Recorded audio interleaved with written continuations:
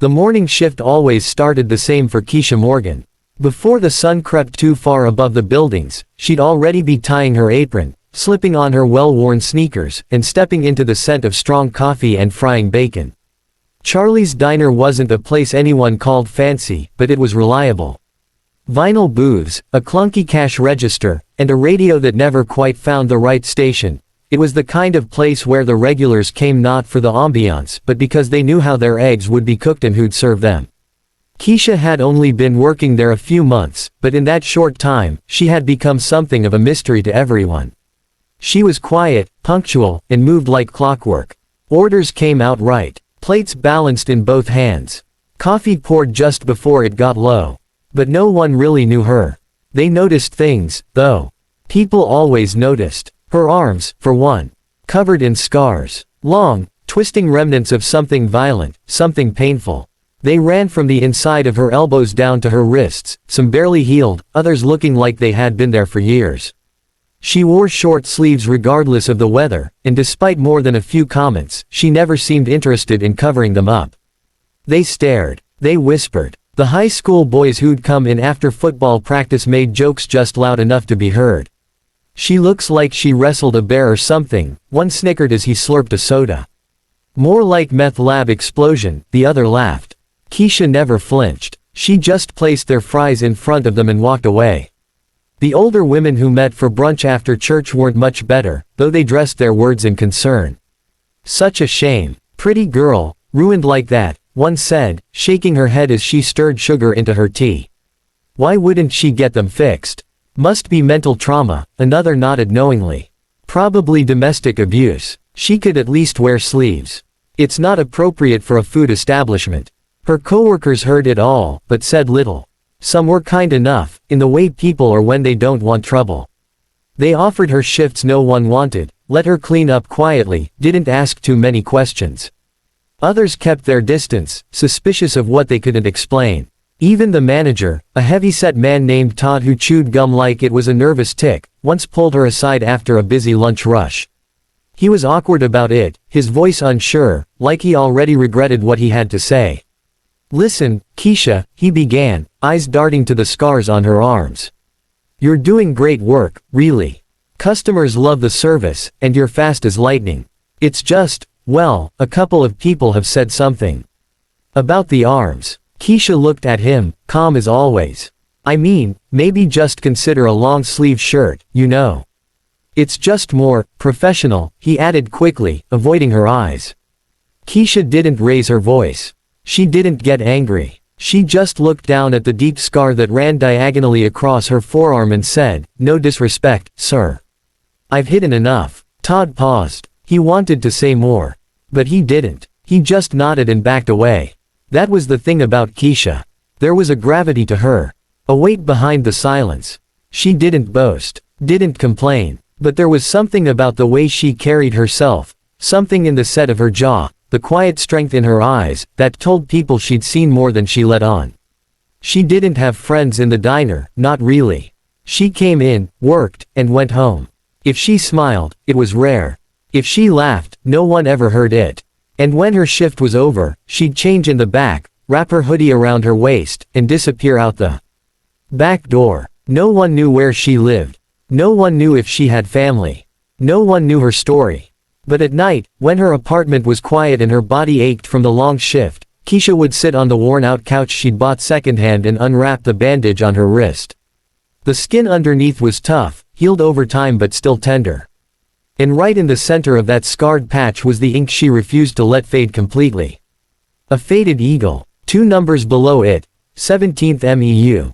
The tattoo was old, from a time when she believed she'd wear the uniform forever. When she was stronger, or at least thought she was. Before the explosion. Before the burn. Before the silence. She'd gotten it during her second tour, Fallujah, 2012. The night before a major operation, her squad had gone into the city to drink mocktails and pretend like they weren't heading into hell the next morning. They were all young, reckless, hungry for something noble. One of them had a tattoo gun in his bag. It wasn't fancy, but it was tradition.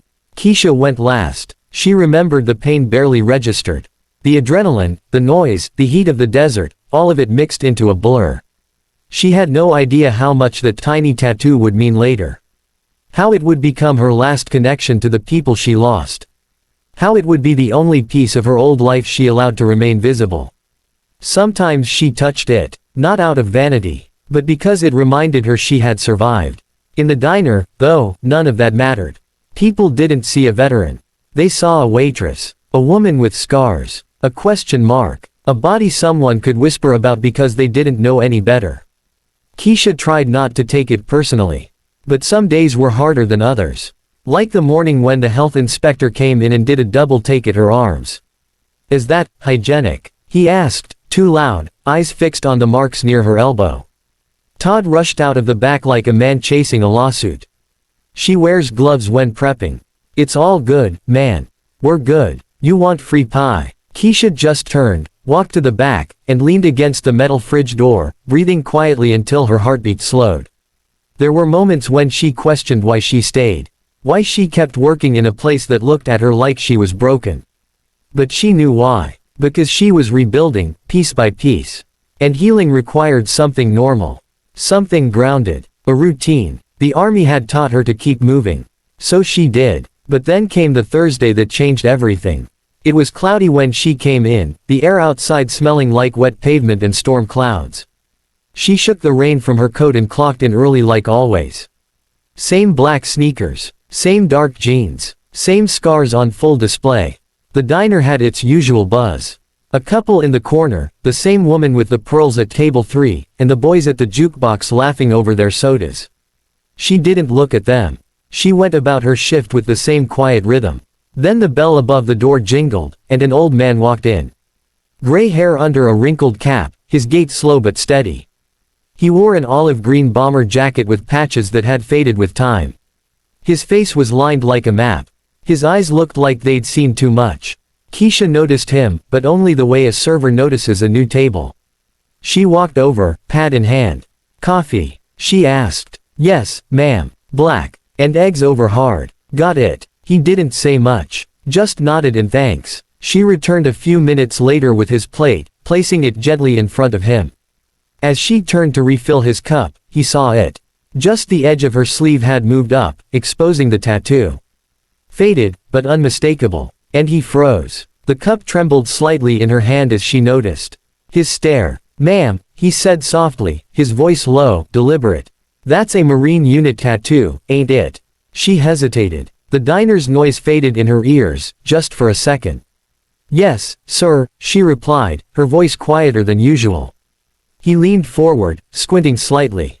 17th MEU. Her heart skipped a beat. No one had said those words to her in years. "Yes, sir," she said again, slower this time. The man sat back, looking at her like he was seeing something sacred. "Thanks for your patience. I now understand you're asking for a new, full 2,000-word version of Part 2, continuing from Part 1 with greater detail and depth, not a repeat or summary. Here is the newly expanded Part 2 of the story, written in a grounded, emotional, and vivid human style. Keisha didn't notice that she was holding her breath until her lungs began to ache. The words hung in the air, his voice still echoing in her ears. Fallujah, 2012. It wasn't a question. It was a statement. A time. A battlefield. A place where blood and sand mixed under the weight of boots and bullets. A place she hadn't spoken aloud in nearly a decade. She said it, and the sound of it left her lips like a wind from a long-forgotten land. The old man, Sam, hadn't blinked once since she spoke. His expression had changed, not to pity, not surprise, but something heavier.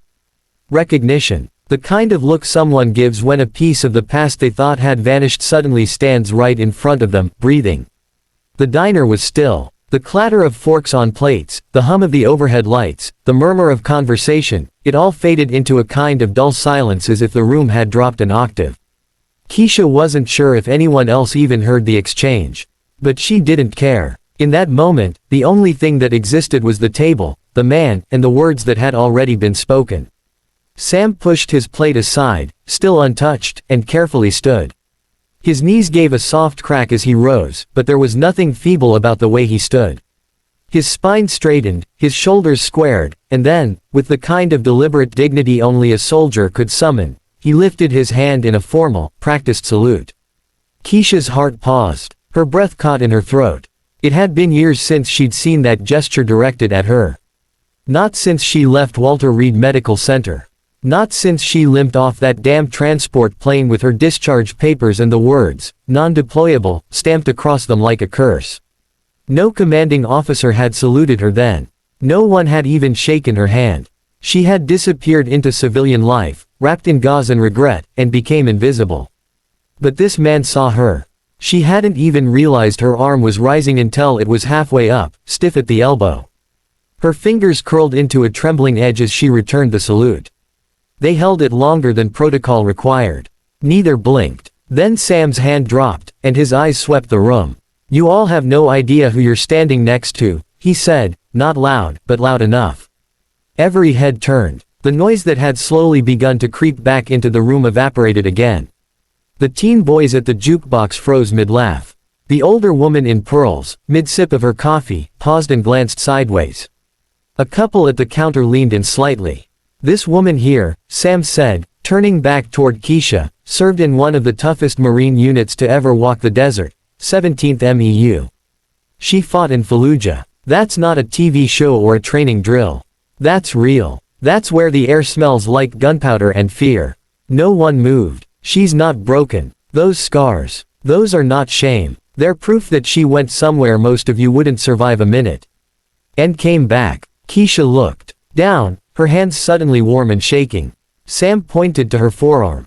"That ink right there. That's not decoration. That's a unit marker. The same kind worn by warriors who saw things no person should have to see." The teen boys lowered their heads. One of them bit his lip. "I fought in Nam," Sam said. "Lost men, friends, pieces of myself I'll never get back. And I've never saluted anyone since I got home. Until now." He looked back at her, his gaze still unblinking. "Because I recognize what the rest of you don't." Todd, the diner's manager, had emerged from the kitchen by then, a towel in his hand and confusion on his face. He looked at Keisha, then Sam, then the room. Something had changed. He didn't quite understand what, but he saw the way everyone looked at her now. Todd cleared his throat. "Keisha," he said softly, almost cautiously, "you okay?" She nodded, but didn't speak. Sam sat back down, slow and careful this time, and took a sip of his now cold coffee. Keisha felt her feet again, though barely. She turned away from the table and walked toward the counter, every eye following her like shadows. She didn't look at anyone. Not yet. Her chest was too tight. Behind the counter, Janice, who usually kept to herself and never said more than was required, stepped forward with a napkin in hand. Her face was soft now, unsure. "I didn't know," she said. No one knew." Keisha exhaled slowly, grounding herself. "That's okay," she whispered. "I've been working next to you for months," Janice said, a little stronger now. "And I never once asked your story." Keisha met her eyes. "Most people don't want to know. They want the version that makes sense." Janice reached out, almost but not quite placing a hand on Keisha's arm. "I want to know." Keisha blinked hard. "Maybe one day." The kitchen bell rang. An order was ready. The moment broke slightly, like a thread stretched too far. Keisha turned, collected the plates, and returned to the flow of her shift. But nothing felt the same. At each table, the interactions were different now. People didn't just glance away. They met her eyes. They said thank you. They nodded, not out of habit, but out of respect. A little girl tugged on her mother's sleeve as Keisha poured coffee nearby. "Mommy, was she in the army?" "No, baby," the mother said softly. "She's a Marine." The little girl turned to Keisha with a kind of innocent awe. "Did you fight the bad guys?" Keisha crouched slightly, balancing the pot of coffee on her knee, and gave a gentle smile. "I tried to protect the good ones." The girl nodded, satisfied. Later in the day, as the lunch rush settled and the diner returned to its lazy hum, Sam remained at his table, nursing the same cup of coffee. Keisha found herself drifting near him again, this time drawn not by duty, but by something else.